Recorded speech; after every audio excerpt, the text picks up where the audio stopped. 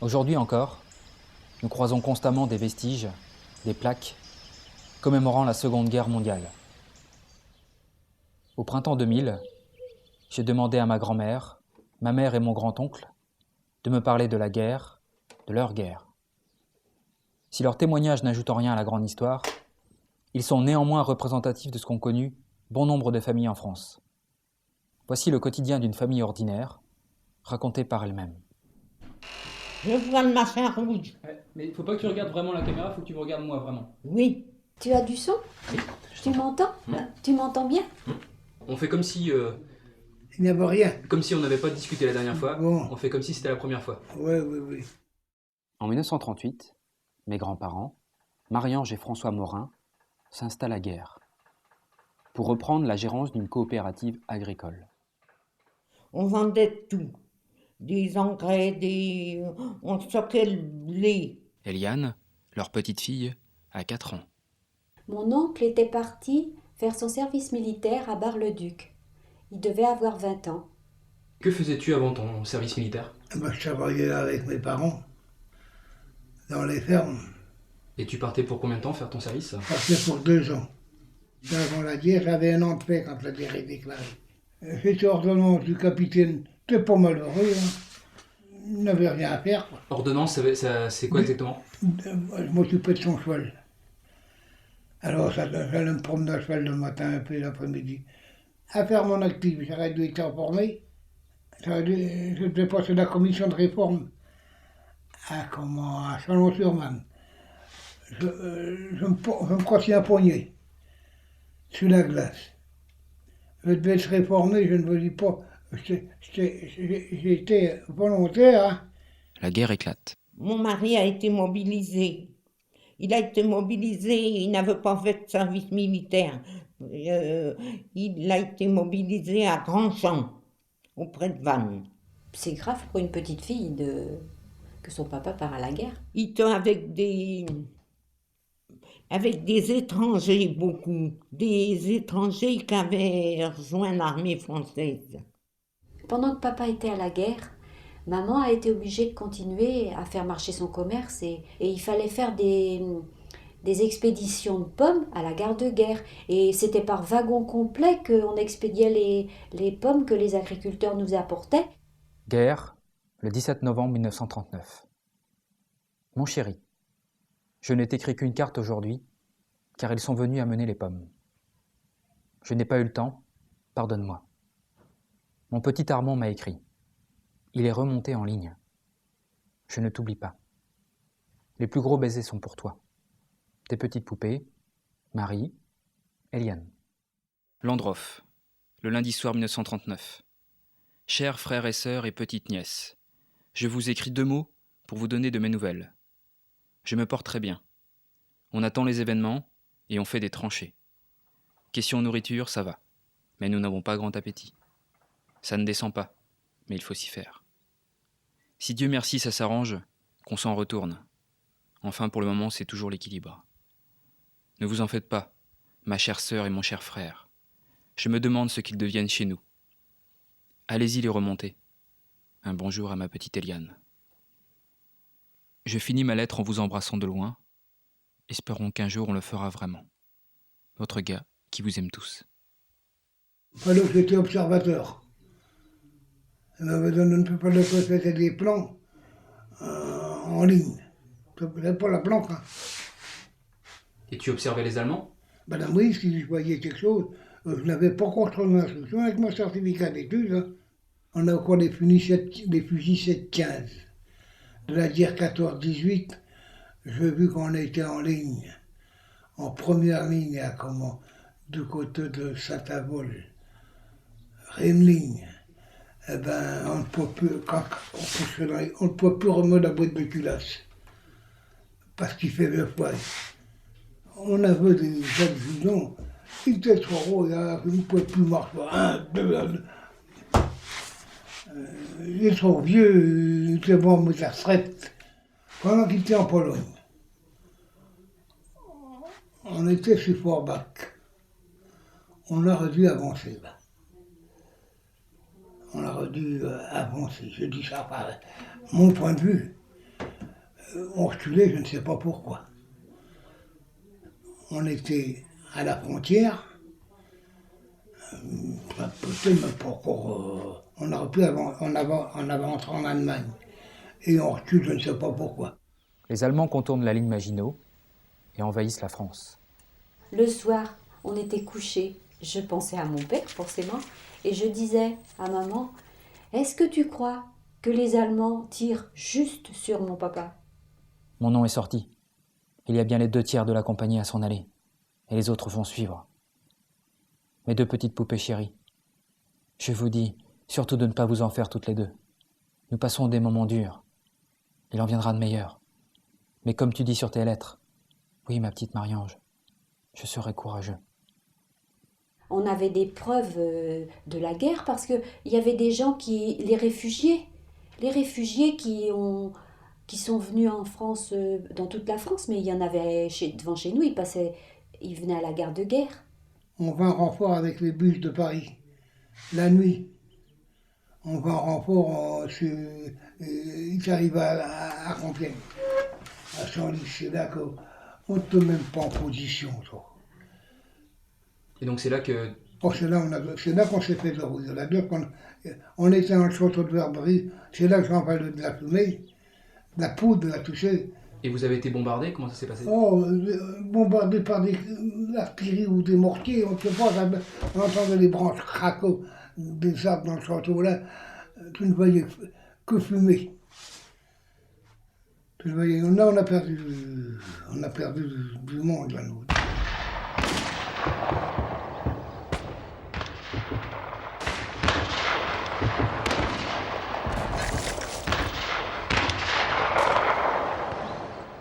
Je dirais ce don-là, mon gars, ça tombe en plein chez nous.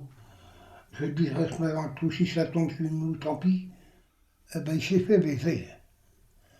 À te balader dans... Moi, je reçus ma platine là, puis je dis, si ça tombe chez moi, tant pis. J'avais raison. Ils tirèrent pas sur moi, disons. Les Allemands, je comprends pas. J'ai une permission du bon Dieu, je ne comprends pas. Je ne comprends pas. Je vois dans une maison, un instituteur à full tourte. Je dis, je vais rester avec vous, on me cache un peu. Vous aimez mieux faire tuer mes 2 gosses que de vous faire tuer. Et je m'y ai pleuré. Ça me donne à réfléchir, ça. Puis ça fait ça. Puis t'es parti. Je ne vois pas d'ici la conneuse, je me fais baiser. J'avais plus de fusil, pas de fusil, hein. Parce qu'on avait sous l'ordre du capitaine Mouton, rue le Bicourt. Hein. Et qu'est-ce qu'il vous avait dit, le capitaine Mouton? Il nous avait dit qu'il fallait se poser les armes, puis se camoufler. Je voulais me camoufler, je voulais me mettre en civil, moi. Ben, je veux dire, où on prend des civils? N'a pas de culotte, j'avais rien, on n'avait rien, mon gars. On avait que l'habit militaire, c'est tout. C'est pas rigolo, hein. Si j'avais mis des civils, je me serais mis avec une fourche ou quelque chose, j'aurais fait mine de travail par là. François a plus de chance. Il avait les pieds en sang tellement qu'il avait marché pour se sauver des Allemands. Et Alors il fut en zone libre. En zone libre, il est revenu à guerre. Ils ont libéré les militaires. Quand il est arrivé, je revois le couloir et papa et maman dans les bras l'un de l'autre et qui étaient contents de se retrouver. Il était en tenue militaire et moi, je suis venue me nicher entre les deux. 1 600 000 soldats français connaissent un autre sort. On était au Mans. J'étais enfermé dans l'église d'abord. 3 jours et 3 nuits. Après m'emmener en Allemagne. Là, on a vu. Vous avez été transporté comment? Dans les camions à vaisseau, là, on était. Le voyage a été long? Oh, toute la nuit. À Batulza, on était. On l'a plus revu et il s'est retrouvé dans un camp de prisonniers au Stalag 9C. On n'avait pas prévu que les Allemands étaient si forts que nous, on te des peines d'easy. Les Allemands occupent la France et les maisons. On avait 5 chambres, on n'était pas nombreux. Moi, ils ont dit que j'étais petite, que je pouvais dormir dans la chambre de mes parents. On avait une chambre pour notre grand-père et une chambre pour la bonne, puisqu'on avait une bonne. Si bien que sur 5 chambres, on en a gardé 3 et ils en ont occupé 2. Et quand le grand-père est mort, tu sais bien qu'il y a eu une chambre de disponible. Oui. Quand est-ce qu'ils l'ont prise, cette chambre-là? Eh bien, aussitôt. Aussitôt. Oui. Tu crois que c'était pendant qu'on était à l'enterrement que quand on est revenu, ils l'avaient prise? Oh, ils l'ont pris dans les jours, là. Dans les jours. Moi, c'est marrant que je me rappelle que c'était encore un dimanche. C'était un dimanche. C'était un dimanche? Je ne sais pas. Je t'assure, et je pense qu'ils ont fait ça pendant qu'on n'était pas là. On est revenu, le lit était enlevé, était défait, démonté, et la chambre était prise. On n'avait rien à dire. Hein. Voilà un Allemand qui venait chez nous facilement, mais il vient, il rentre dans la cuisine, il va dans le buffet pour prendre des assiettes. Moi, je lui ai dit, maman ne veut pas que tu viennes fourrer ton nez dans notre buffet quand elle n'est pas là. Je ne veux pas que tu viennes sentir ton nez dans notre buffet quand maman n'est pas là. Et c'est vrai, ça. Donc elle n'était pas commode. Hein? Elle n'était pas commode avec Oh elle. ben, Attends, te lève pas, te lève pas. Ne bouge pas. Et elle se mettait devant le buffet, les 2 bras écartés. Il fallait bien les supporter. Et je n'avais pas peur d'eux. Moi, un jour, le voilà qui voulait amener une femme dans la chambre. Je lui dis, mais il y a un hôtel à la Croix-Rouge, à Guerre. Vous n'avez qu'à y aller. Je dis, mais c'est réquisitionné pour la troupe, mais pas pour les femmes. On faisait la queue pour avoir de la viande, on avait des tickets. Je corde de l'argent, des billets qu'on avait pendant la guerre. Je ferai bien te les montrer. Je ne vais pas y aller parce que j'ai peur de me casser dans l'escalier, là. On allait dans les fermes et ils nous donnaient du pain. Et qui c'est qui contrôlait ces tickets? C'est la mairie de guerre. Il fallait partir le matin de bonne heure, je ne sais pas si papa n'allait pas à 6h ou à 7h du matin pour faire la queue, pour avoir de la viande. Et il y avait des personnes qui passaient devant lui parce que lui c'était un homme et puis il se faisait passer devant, mais c'est pas grave. Et tout était rationné, les tickets de pain, les tickets de vêtements, le tabac. Vous aviez des cartes? On avait des cartes d'alimentation. On n'a pas vraiment eu faim parce que on avait un jardin, on avait des poules et des lapins, on avait du beurre chez mes grands-parents et le pain, il y avait des fermiers qui nous faisaient du pain blanc, si bien que on n'a pas mangé beaucoup de pain noir. J'ai acheté ça au marché noir.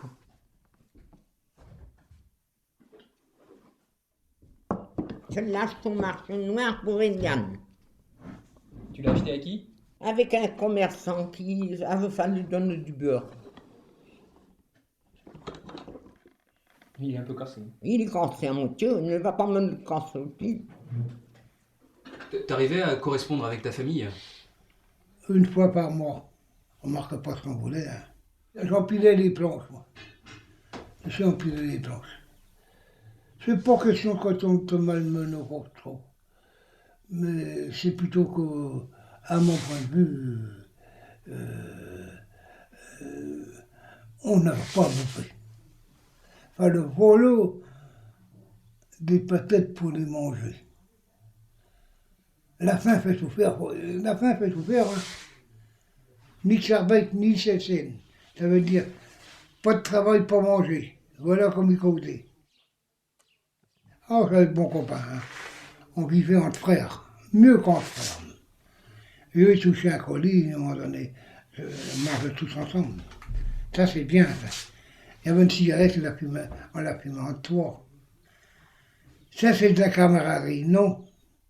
Les Russes, c'était encore pire que nous. Des pauvres femmes, quand tu voyais qu'il a couché, il a enterré le gauche. Je m'en cause pas, ça c'est pas humain. C'est pas rigolo la guerre. C'est pas rigolo les pauvres femmes. Ils sortaient de là. Ah non. Ma mère est décédée pendant la guerre. Et ça a été un grand vide, ma mère. On l'a perdue.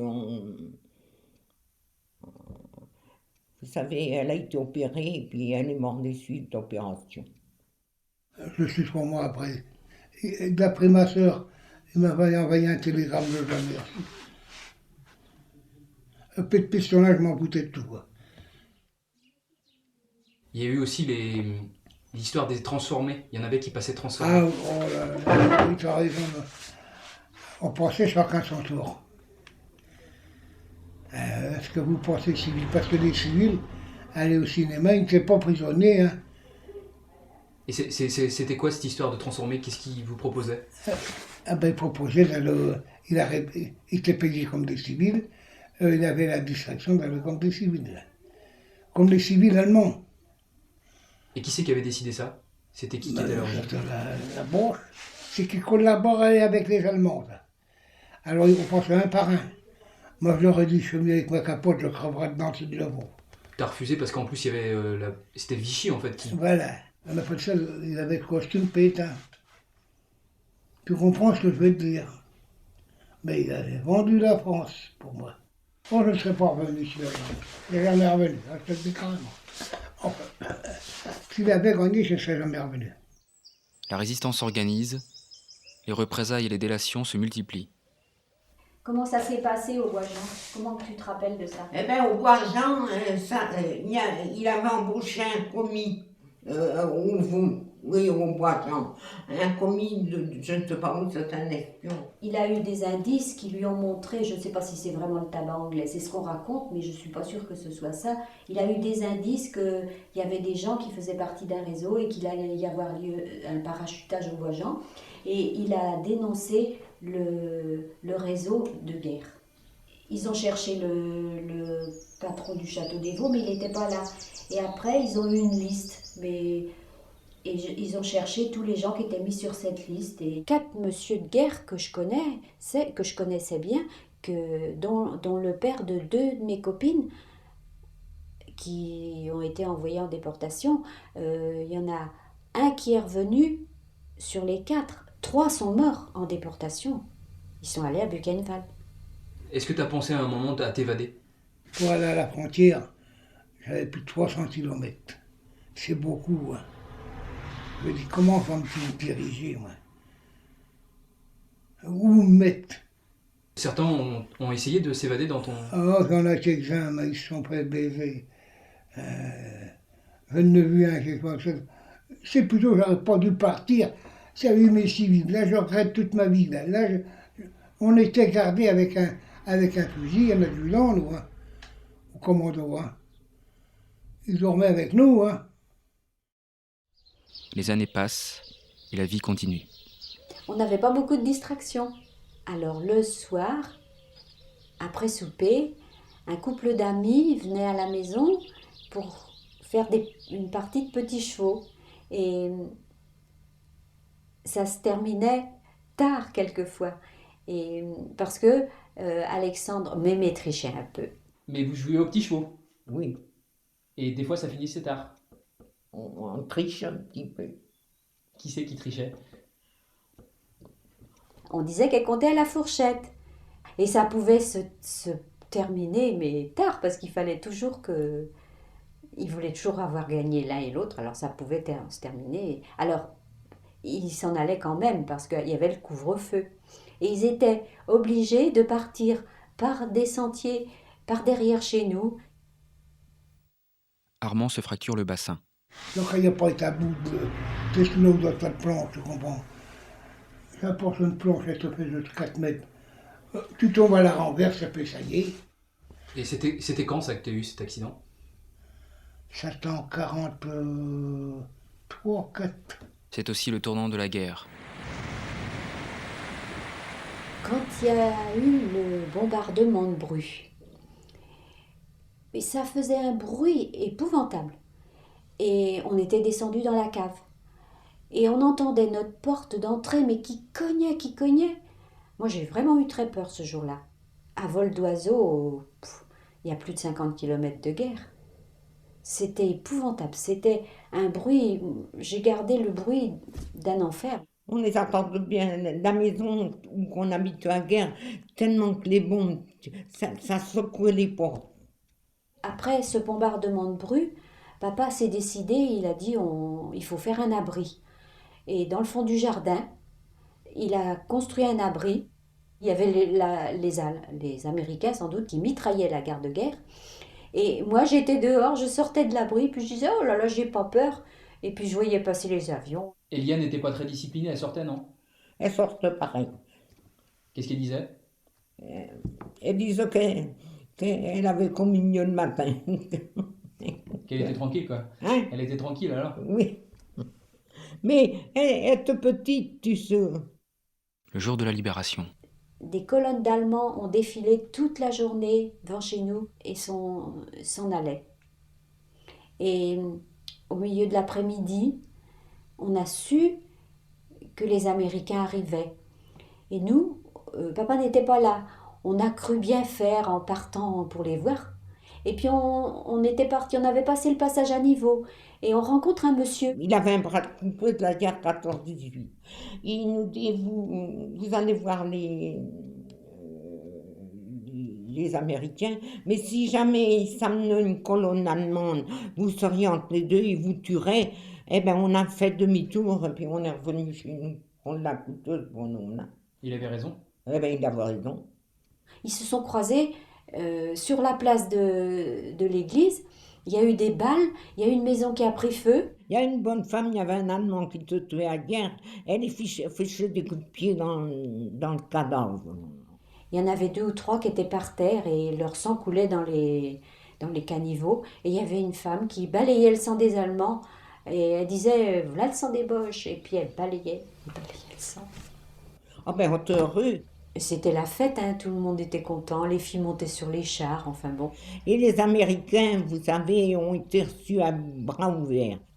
Quand avez-vous su que Armand était libéré? Longtemps après. On va dans la maison, on réquisitionne une voiture. Et on s'est promené avec la Croix de Lorraine. On était 4 dedans. Donc on ne s'est pas fait descendre. On va sur l'autostrade, les Américains. On s'est arrêté, bien sûr, c'est normal. Ils nous arrêtent et puis ils nous posent la voiture. Parce qu'on n'attendit pas qu'on allait vers eux. Parce que les Allemands ils s'étaient barrés? Ah ben, ils étaient barrés, mais il n'y a encore que Carmouf. Mais dans le camp, il n'y avait plus les Allemands qui gardaient? Ah non, ça se finit là. Ils voulaient qu'on parte avec eux, ils nous l'ont emmené. Nous, on n'a pas pu partir. On n'a pas pu partir.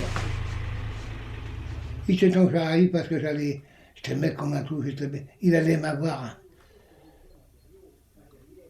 Et c'est très mauvais, je ne sais pas épais. Hein. Pour le mandat, ça m'a dit, ça sort. Bon, je dis, j'avais plus rien. De ta libération à ton retour chez toi, ça a mis combien de temps? Oh, j'étais 1 an. 1 an à l'hôpital à Rennes. Je ne veux pas dire que je passe la commission de réforme ici. Oh, ça me faisait quelque chose parce que je croyais Armand, je croyais qu'il ne serait jamais revenu.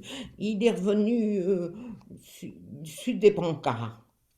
Ah ben, si tu veux passer la commission de réforme, j'ai été pensionné. Il lui faisait des piqûres, des machins. Il n'avait que les os à la peau. Il est venu un petit peu chez nous à Guerre. J'ai été longtemps à me remettre. J'ai été à Guerre. Parce que ma soeur était bonne pour moi. Il n'y a rien à dire d'elle.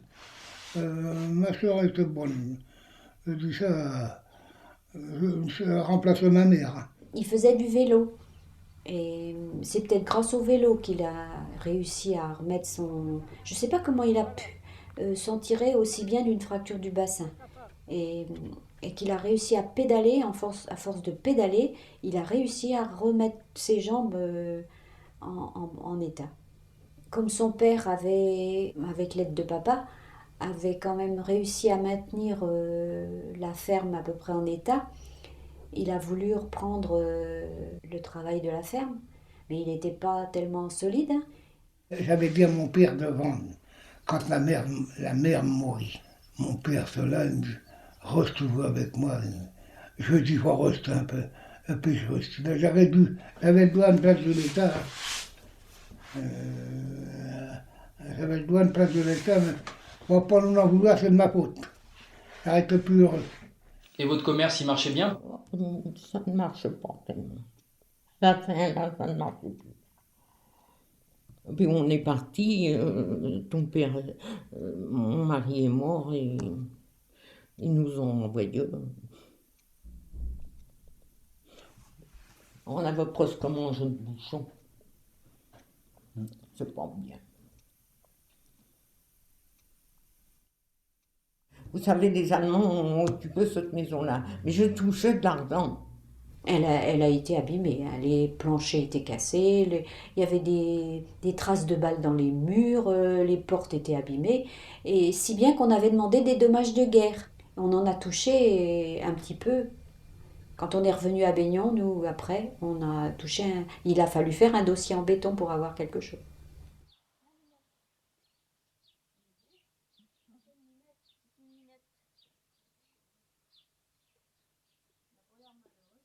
J'avais dit ça à ma mère quand j'avais parti à la Courneuve, là, que je retrouve une femme qui est une bonne.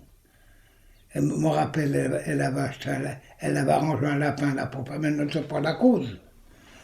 Je ne peux pas le manger. Hein. Tu peux rentrer, hein? Qu'est-ce qu'on soit comme étranger dans le coin là? Hein? Incroyable. Tu vois pas comme il y a des cons là. Hein? Il y en a énormément. Hein, C'est ce que je te dis, les Polonais, les Russes, il y avait tout. Ça te nazie 100%. Au lieu de dire Good Morgen, là. Quand on a su, moi je me rappelle qu'à la maison, ils ont acheté un livre. Et il était impressionnant parce qu'il y avait des images atroces dedans. Moi je l'ai feuilleté et il y avait les images des camps de concentration. Pour savoir ce qui s'était passé, ils avaient acheté un livre.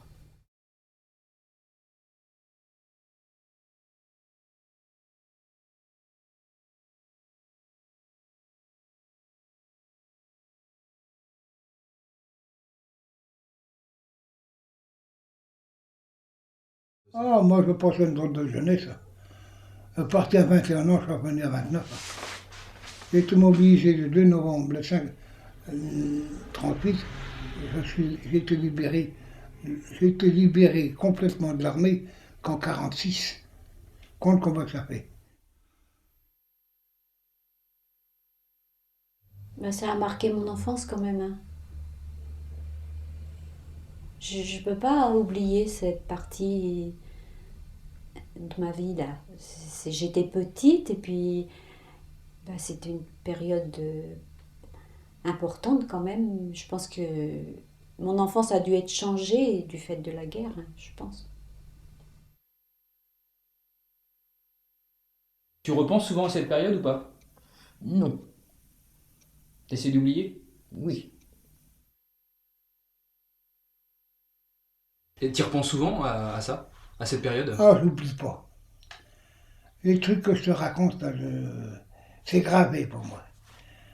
Les choses comme ça ne s'oublie pas. T'as pas fait de cauchemar, des choses comme ça? Non, mais j'y pense souvent. Et ça me dégage quand c'est que... Ça te fait du bien d'en parler? Oui.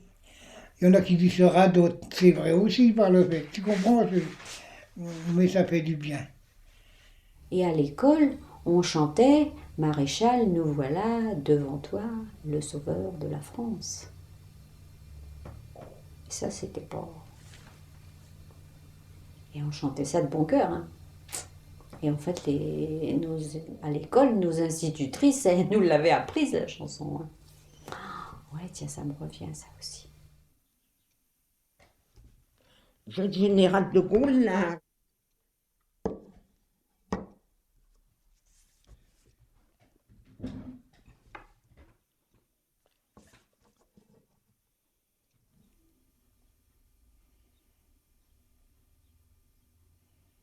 Marie-Ange et Armand sont morts la même année en 2003. Aujourd'hui, j'habite dans la maison de ma grand-mère. Je pense souvent à eux. Je me souviens encore de la seule fois où mon grand-oncle est reparti de chez lui. C'était en 1980. Il est venu avec nous dans les Vosges rendre visite à la famille de mon père. Tous les matins, Mon oncle et moi, nous partions en balade. C'est là qu'il m'a raconté son histoire pour la première fois. C'est bon. Parfait. Hein? Ouais, c'est fini. Ah bah, c'est bien. C'est notre prairie, ça, c'est à nous. Ça. Pas le mieux que ça, c'est à nous. Ah bah faut que ça soit à toi, man. Personne, parce qu'il n'y a rien qui nous dira quelque chose, il dira tout ça de tes fesses.